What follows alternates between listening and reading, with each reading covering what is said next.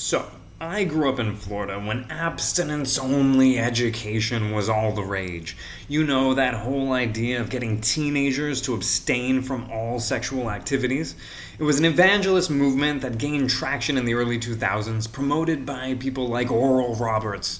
Does anyone know Oral Roberts? Well, he was a hardcore preacher who sure did love him some Jesus Christ. And he would say things like, "You shall not penetrate the orifices of the face." Meanwhile, I'm sitting there thinking, well, what orifice other than the mouth could possibly be penetrated? I mean, to penetrate a nostril or the ear, you would need a micropenis. But you could call oral sex the Vincent Van Gogh. Then I realized that you could maybe penetrate a second facial orifice provided your partner is missing at least one eye. But that's for a different bit.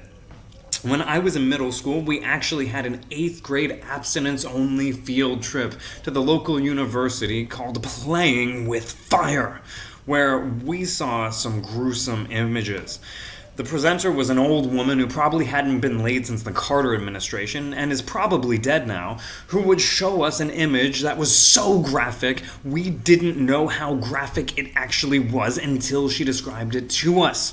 She would show us and we'd be all like, okay. Then she'd be like, "That is a vaginal wall with chlamydia. Those sores shouldn't be there." And we're all like, ugh. Then we'd see another image, and she'd be all like, "This is where his penis used to be." Some of us got so nauseated by the pictures that we had to step out for a few minutes. And after we started to feel a little bit better, we did exactly what you would expect 8th grade gifted boys to do, and went to the bathroom to jack off.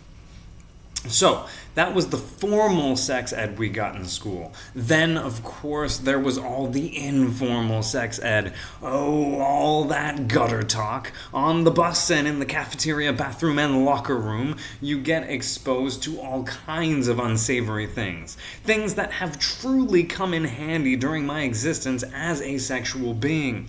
Things like the Dirty Sanchez, the Eiffel Tower, the Golden Shower, the Chili Dog, the Strawberry Shortcake, the Mysterious Stranger, the Birmingham Booty Call, the Rusty Trombone, the Sandy Pelican, the Donkey Punch, teabagging, scissoring, salad tossing, cream pieing, spit roasting, barebacking, raw dogging, supermaning, cum guzzling, cuckolding, pegging, munging, boning, docking, MILF, JOI, POV, BDSM, NSFW, NSA, CFNM, CMNF, FWB, BBW, BBC, Bukake, and 2 girls, 1 cup. 1 cup. And you can't help but wonder what kind of people came up with those things. I'll tell you who. Awesome people, the real cream of the crop. Take the Strawberry Shortcakes, for instance, which I'll describe to you in soft language to make it a little bit easier to take. So, during fellatio, right at the moment of climax, the man forces his member into the woman's throat, transmitting the ejaculate into her nasal cavity. He then wallops her on the nose, causing epistaxis and leading the ejaculate and blood to congeal and flow forth from her nostrils, resembling a strawberry shortcake. Now, did anybody wonder, why is it always got to be a woman? Nothing about that act necessitates the female genitalia. It could just as easily be a man, yet she's always the one who's blowing you and getting punched. Why is that? When I asked that question to kids on the bus back in the day, they were just like, "You gay?"